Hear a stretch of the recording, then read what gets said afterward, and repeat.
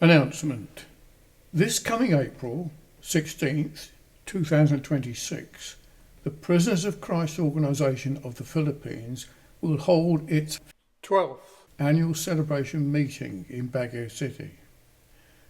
I have the honour of being made an honorary member of this organisation in 2022 when I visited the Philippines after an absence of 20 years.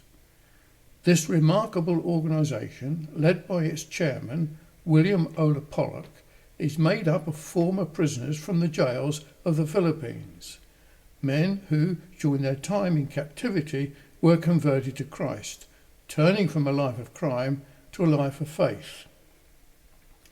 These annual gatherings are the first fruit of gospel preaching that began in August 2002 in the Baguio and Benguet district jails. This work was initiated by William Ola Pollock himself, who had previously served 14 years in New Bilibid prison for a crime of homicide. It was there, whilst in prison, that he was converted and began to preach the gospel to fellow inmates. His testimony is recorded in his book called From Darkness into His Marvellous Light.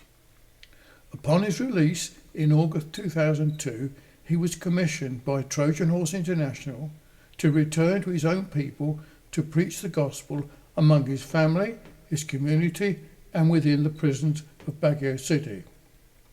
Since then, his work has grown considerably and has extended into many jails throughout the Philippines.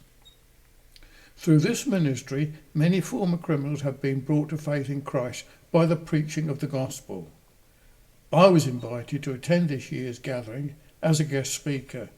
However, due to my ill health, I've been unable to travel.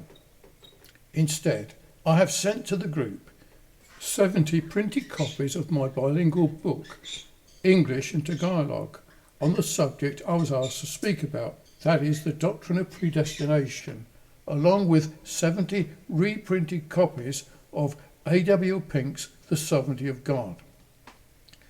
Free access to these materials may be found at the website address provided at the bottom of this page.